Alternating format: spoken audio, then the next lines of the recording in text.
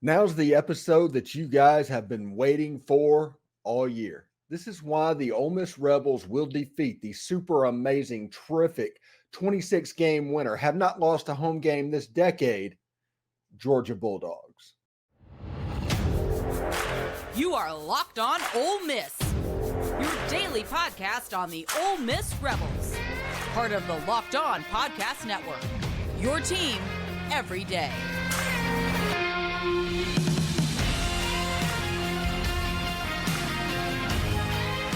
Thanks again for making the Locked On Ole Miss podcast your first listen every day. We're free and available wherever you get your podcast and on YouTube. We're part of the Locked On Podcast Network, your team every single day. Also, today's episode is brought to you by Jace Medical. Empower yourself when you purchase a Jace case, providing you with a personal supply of 5 antibiotics that treat 50 plus infections.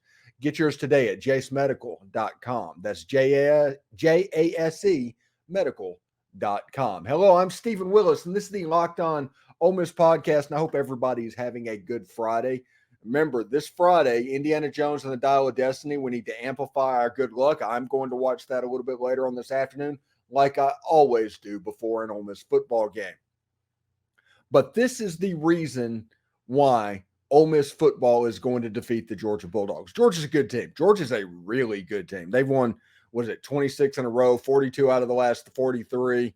They haven't lost a home game since 2019, and they haven't lost a home night game since even well before that. Sanford is going to be rocking. It's senior night. They're going to be jacked up.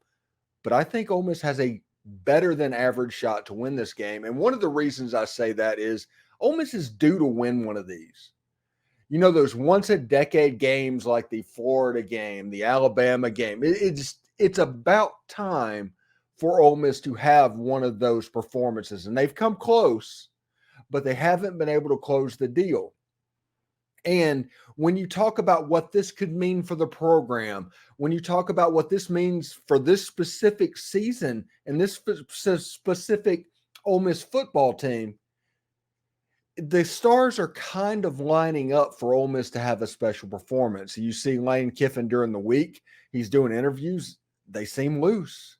They seem free shot. Lane Kiffin's talking about playing with house money and needing to go over there and let it all hang out. And that is important because I've always talked, whenever there's one game that Lane Kiffin, the players act differently for, and that's the Alabama game, probably because they can sense his energy in that game. This week feels different. This week feels like something special can happen. And Ole Miss has the star players to do it, which that's important to pull off an upset win like this. You need star players that can pull off that game. In 2008 against Florida, you had Dexter McCluster, you had Shea Hodge, you had those guys, Jevin Sneed at quarterback, a trifecta of players that could affect the defense. In 2014, you had Bo Wallace at quarterback, the all-time total offense leader. You had Laquan Treadwell. And you had good running backs, but not great running backs. And on this team, you have Jaxson Dart, who everybody knows how I feel about Jaxson and where I think he can end up in the echelon once he leaves Ole Miss. But you also have a running back like Quinshon Judkins. How many times have Ole Miss played a game like this to where they had the best running back in the conference? And not many. And we're talking about a team in Georgia that gave up over 100 yards against a running back that started out the D2 level. Cody Schrader's a good little back. I'm not saying he's not, but I'm saying he's not Quinshon Judkins. And on the outside, Ole Miss has that Laquan Treadwell receiver in Trey Harris. One that if they had a fully healthy version against Alabama, that game in the second half may go different as well. Ole Miss has the ingredients in place to pull off an upset. And there's other factors in this game that is going to be beneficial for Ole Miss as well. When you look at, I'll just put this up right here. When you look, this special every 10 years game, and then they're also going to have the stars shining on Saturday night and the defense making enough stops. I made this graphic. I needed to put it up. So bear with me for that. But This Georgia team is somebody that likes to match up, and they have to match up. It has to be a situation to where they can switch their run defenders on first and second down to their pass rusher. But with Ole Miss's tempo, that leads you to not being able to match up. You kind of have to play football. Either you're going to be at a disadvantage in the pass rush, or you're going to be at a disadvantage in the run game. Remember, this is not a normal Georgia defense. Still a very good one, but not the normal just rolling ball of butcher knives that has been the Georgia Bulldogs over the last 2 years.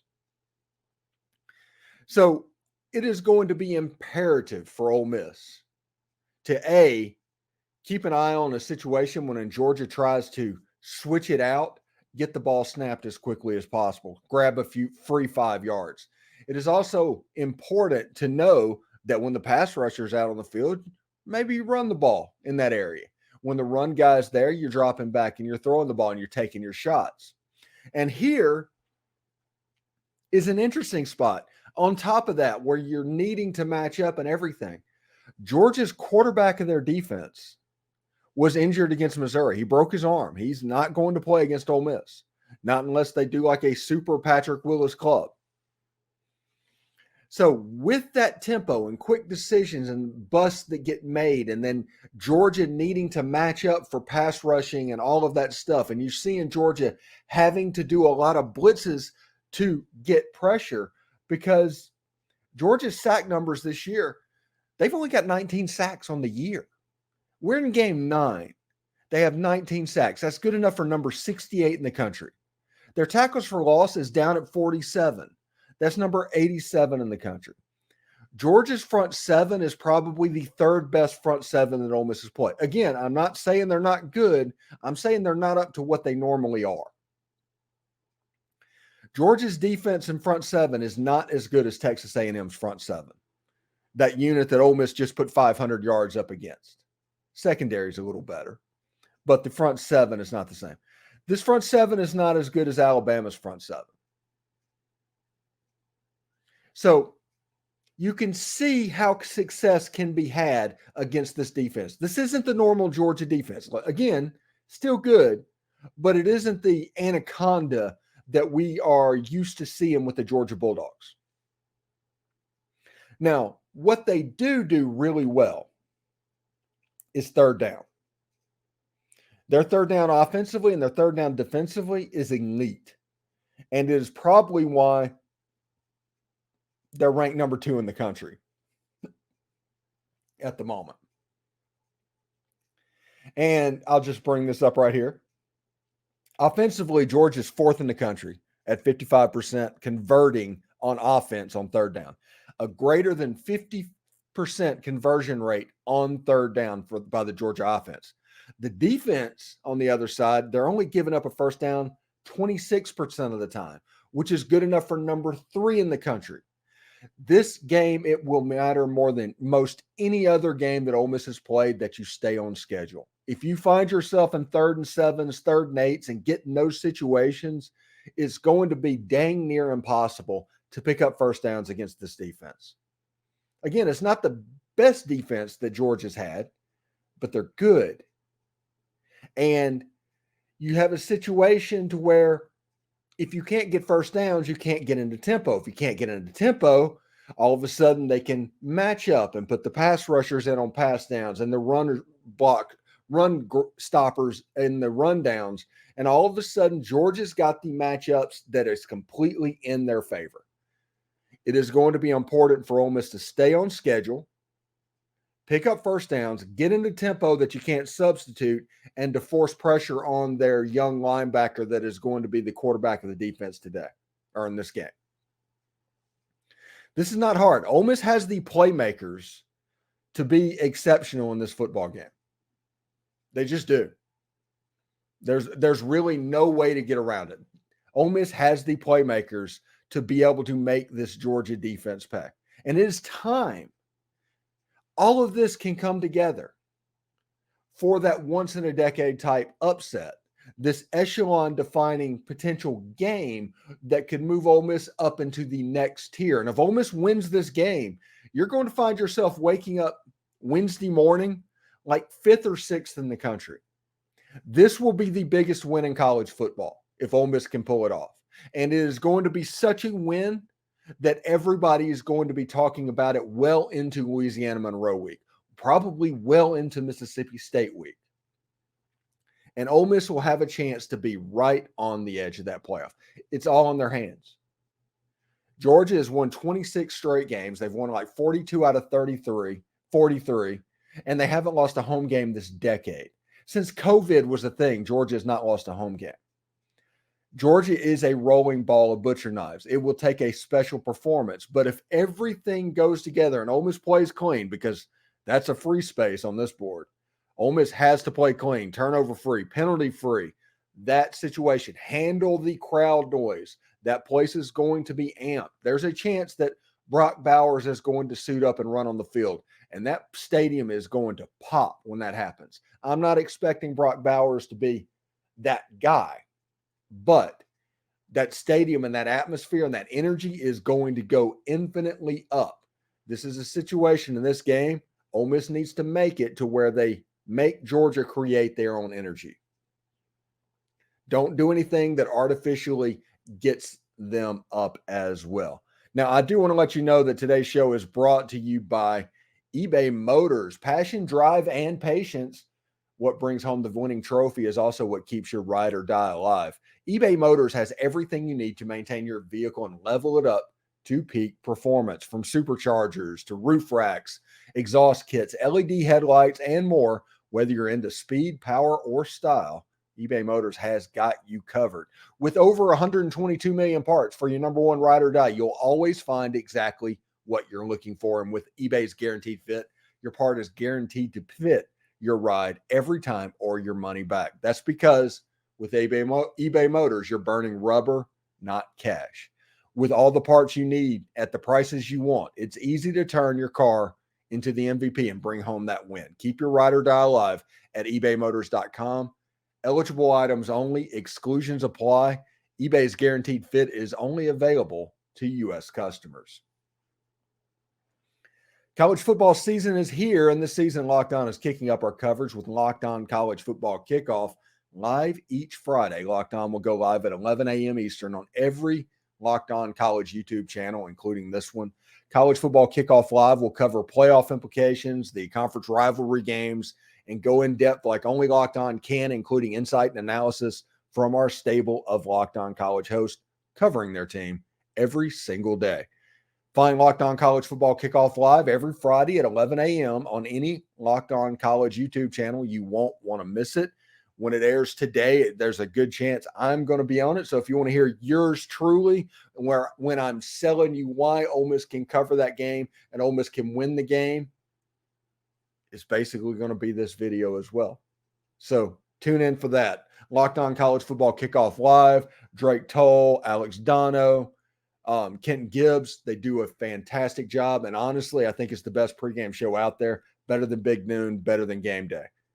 So check that out, and it's available on Friday as well. Now, I talked in the first segment how Ole Miss is kind of due for this big defining upset. It's due for Ole Miss to get that. You have a situation where Georgia has won just 11 bazillion consecutive games. The pressure to win 3 is important. No team has done it since Minnesota back in the 30s or 40s or sometime in there. There's a reason that no team has done it. Once the streak hits a certain level, the pressure can kind of tear you apart. And I think we're in a situation in this game that Ole Miss's stars, and they do have the star power enough to affect this game, I think they're going to stand up and they're really going to show out as well. Now, if you look at Quinshon Judkins, and I'm going to start with Quinshon because Quinshon's got 169 carries, 793 yards, 12 touchdowns. And Quinshon is getting named first because he is probably the most important player in this game, and not necessarily because of his numbers. If you have a situation where Quinshon Judkins rushed for 65 to 75 yards, maybe a touchdown, maybe not. But he puts in a workmanlike performance and keeps that defense honest. Ole Miss's offense is going to open up because of that. Whenever the whole Georgia front seven, and you know after what they did against Cody Schrader and Mizzou, they're going to be cued in on number 4, no pun intended, to stop that run. You need to do it. You need to do it over and over. You don't need to get predictable. If you can get predictable, you're going to be problematic. We talked in the first segment of how Georgia is a team that likes to match up. So they're going to put their run stoppers in on run downs. They're going to put their pass stoppers in on pass downs. And the quarterback of the defense is a new player that is going to be responsible for getting everybody lined up. Again, my disclaimer on all of this is nobody needs to be surprised that 4- and 5-star players play like 4- and 5-star players. This game at this point would be an upset. Period. Do I think Ole Miss can do it? Yes, Ole Miss can beat Georgia, but there's a difference between can, should, and will. Ole Miss has to go out there and do it. They have to play clean. Their stars have to show up, and that starts with Quinshon Judkins not just being a good running back and doing the stuff that like Jordan Wilkins, and those guys did in 2014 and 2015. You will have a situation where if he can go a little bit above that to where he's gaining 70 to 75 to 80 yards, all of a sudden it gets interesting for Ole Miss's offense, and that's going to open up other stuff as well. On the outside, you have potentially the best wide receiver at Ole Miss since A.J. Brown. Trey Harris has 38 catches, 749 yards, and 7 touchdowns, and that was with him essentially missing 3 games. He played 1 series against Tulane, and he played about 4 snaps against Alabama, and he missed the Georgia Tech game. But other than that, he missed 3 games, essentially. So if you look at this, he's at 6 games, he's averaging about, 130, 140 yards a game receiving. He's averaging nearly 5 catches a game. He's averaging over 20 yards a catch. He has 7 touchdowns already. He completely victimized in a unbelievably good way the secondary Texas A&M. And the secondary Georgia is pretty good. Don't let anybody tell you any difference about anybody that's having problems. Georgia's secondary is pretty good. In fact, that is probably the strength of this defensive unit that is top 10 in the country, is their secondary. The problems they have on the front 7 is masked by the fact that their back 5 is so good. So Trey Harris, him occupying that best corner for Georgia, which I think is Kwame Lassiter, is going to be important. I do not expect Trey Harris to have too much of an impact. I think that's going to be a battle. But because of that, I think you're going to see Caden Prieskorn, Jordan Watkins, and Dayton Wade make plays in this football game. And also Jaxson Dart with his leg. It's Alabama rules from 2015. Running quarterbacks can affect this defense. And because of that happens, this game has a chance to get into a little bit of a shootout. It does have a chance to get into a shootout. And we'll see exactly how that goes. I'm having visions of my head of that 2020 Ole Miss Alabama game, and I don't know if it's going to look exactly like that, but it's a game that Ole Miss came into an unbelievably loose. They put some stuff together and just put a scare into Alabama as a 5-5 Ole Miss team. Now, Alabama ended up winning that game because Ole Miss's defense was pretty bad. It was pretty bad. So when you look at this Ole Miss offense and their stars and how they need to perform, and I think they will against the Georgia Bulldogs, I think that's a necessity. So if you look at what we're talking about, I think Ole Miss is going to win because Ole Miss is due to win a game like this. There's been a lot of close but no cigars. And I always tell people all the time, these games where you're playing for something, always keep knocking on the door because eventually it's going to open. The laws of average just means that happens. It's more important that Ole Miss plays in games like this than wins games like this right now. We're building basically the prestige of a program moving forward. But it is due for Ole Miss to win a game like this. I think Ole Miss is stars, and Ole Miss does have the star power to win a game like this against the Georgia Bulldogs. Trey Harris, Quinshon Judkins, Jaxson Dart, those guys have a chance to be really good. I think Georgia is overlooking Caden Prieskorn. I think it will be interesting to see how he factors into this game today, by the way. I'll put that out there as well. And, we're going to talk at the end of the game about how this is why Pete Golding was brought into Ole Miss. It's going to be a game designed to get stops. This is going to be the second best offense probably Ole Miss has played. And they do a really good job of keeping Carson Beck upright, and it's hard to get pressure on him. He gets the ball out of his hand quickly. A lot of times they're playing 7-on-7, and we're going to talk about that in just a little bit. But right now, I do want to let you know that today's show is brought to you by Jaxson Medical. We spend a lot of time talking together, you and I, and we get fired up together on wins and losses and who starts and sits. I'm thankful for that connection that we have. And today I want our chat to be a little bit more personal. I just learned that you can get a 1-year supply of ED medications. You realize what that means. Bring on extended travel, the next natural disaster, or supply chain issues. You are covered, my friend. You do not have to worry about whether or not you can refill your generics for Cialis, Viagra, and Rivolto prescriptions. And this is because of our friends at Jaxson Medical. Go online right now at jaxmedical.com and receive your 12-month supply of your daily medication. Remember to use promo code LOCKEDON at checkout for a discount as well. A verified customer had this to say about Jace. I'm thankful for this service. Supply chain issues caused me to cut pills in half to have it. I ordered most of my daily meds with a year supply.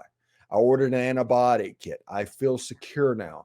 Prices are lower than local pharmacies, and I highly recommend this for everyone. If you or someone you love would love to get some peace of mind by having a 1-year supply of any daily med, go to jaxmedical.com and see if it's offered for you. Remember to use promo code LOCKEDON, all one word, LOCKEDON, for $20 off your purchase. That's jasemedical.com. Also, the Rebels play the Georgia Bulldogs Saturday at 6 p.m. This is a chance to listen to David Kellum and the Rebels hometown crew as Ole Miss looks to continue the run. Catch every play of the Rebels home team broadcast with SiriusXM on channel 192 or on the SXM app. Search Ole Miss Rebels. All right, so we've been a lot of focused on the offense, which at Ole Miss right now, we are focused on the offense, but this is the game that Pete Golding was brought in for. This is the resume game. Whenever we look back at the 2023 season, this game and the LSU game, they're going to be the resume bullets. And if this game looks like the LSU game, that's probably not a good situation for Pete Golding. But if this game is good, if you find a way to get some stops, if you find a way to get Georgia off the field, if you find a way to affect Carson Beck, you can go really far. I do want to point out that Jared Ivey this year, he's quietly, I don't even know if it's quiet at this point, but he's got 33 tackles, 8 tackles for loss, and 5.5 sacks. I think he's leading on both of those. If I have that wrong, I apologize. But Jared Ivey is a dynamic part of this Ole Miss defense, and he's kind of making some hay from that defensive line position. Now, this is an explosive defense, and this is going to be important, especially when you take the fact that nobody has been able to affect Carson Beck this season. One of the things that you can do to Carson Beck is to get him to drop his eyes, to get him on the ground, to get him his timing off to where he can't just go back to a spot, get in rhythm, throw the ball, and it basically turns into a 7-on-7 drill. Ole Miss has 31 sacks on the season. Number 5 in the country. Their tackles for loss are at about 66. They're 13th in the country. And this was with Texas A&M, Ole Miss only able to get 1 sack. And with TFL's, Ole Miss only able to get like a couple of them. So we'll see exactly how Ole Miss can do. This is a major part of the game. Make no mistake. This and third downs, and add this to third downs to where you can get Georgia off the field, all of a sudden, this game looks a little bit differently. You need to get this game into the fourth quarter to where Georgia's feeling all the pressure in the world, because this is the reality of what's going on. This is the reality. Georgia has a 26-game winning streak, and they've won 42 out of their last 43. They have not lost a home game since 2019 and a home night game since before that. All of the pressure in the world at a potential season to where they lose all their goals becomes possible in their head, and they start thinking about it in the fourth quarter Saturday. If Ole Miss is up on Georgia with 5 minutes to go in the game, if Ole Miss has the ball with 3 minutes to go in the game, down by 4 points, that stuff is going to cause Georgia to play with a little bit more pressure. They're going to get tight. I don't care what anybody says. Georgia's going to get tight. The longer a streak goes on, the more it weighs. Georgia is a double-digit favor in this game. Georgia is expected to win this game. Georgia beats everybody. Georgia is a rolling ball of butcher knives. So if you get to a point where they're mortal, you know, I hate to go Rocky IV like Pratt Rogers did, but if you go back to Rocky IV, it wasn't a worry for Ivan Drago that he could lose that fight until Rocky cut him. Ole Miss has to figure out a way to cut Drago. And if that happens, it becomes a war of attrition and a game that Ole Miss has been mentally resilient all season long, and you're in for a dogfight. As long as Ole Miss doesn't do anything silly and cause a game to get out of hand like Billy Napier did against Florida. Do not go for a 4th and 1 in your own territory against Georgia. Don't do it. It's 4th and 1 is a trap against the Georgia defense. And you get into a situation, it can be an avalanche and flow down on you. But Ole Miss absolutely can defeat the Georgia Bulldogs. And this is how they'll do it. You have a situation. Ole Miss is due to win this game, and they're unbelievably loose, and there's a different Lane Kiffin that you hear this week. Ole Miss has the star power that is available that can beat Georgia. They have players that are good enough that can make plays against that defense. Trey Harris, Quinshon Judkins, and Jaxson Dart, I take over just about anybody. The defense, Pete Golding was hired to kind of firm that up. Ole Miss is an explosive unit. They need to affect Carson Beck to avoid him from being so efficient. And if Georgia gets in a fourth quarter in a game with all of this weight on their shoulders, I don't care what anybody says, they're going to tighten up. Get to a fourth quarter game and let's see what happens. And that is how Ole Miss will defeat the Georgia Bulldogs. That is how it's going to happen. Now, if you want to look at my prediction for the game, and I am super homer, get ready. This is the Locked On Ole Miss podcast for anybody that's going to freak out about what I'm about to put up. Ole Miss 34, Georgia 31. That is my official prediction of the game. I just think Ole Miss is due to win a game like this.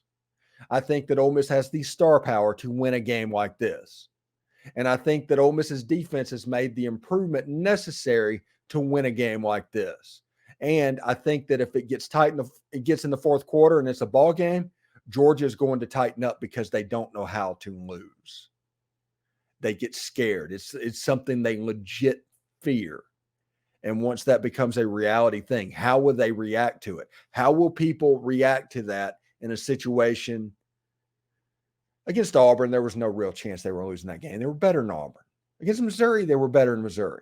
They're better than most everybody. Is Ole Miss enough to where that game is going to get really tight for Georgia? That is the question. That is what I'll be watching. And it should be a lot of fun. I'm looking forward to this game. And this is the game that Ole Miss fans have been waiting on for 50 years.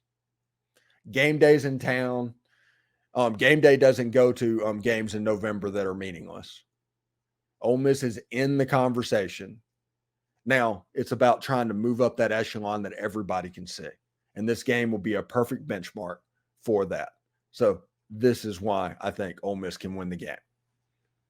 Anyway, thanks for making the Locked On Ole Miss podcast your first listen every day. We're free and available wherever you get your podcast, including YouTube.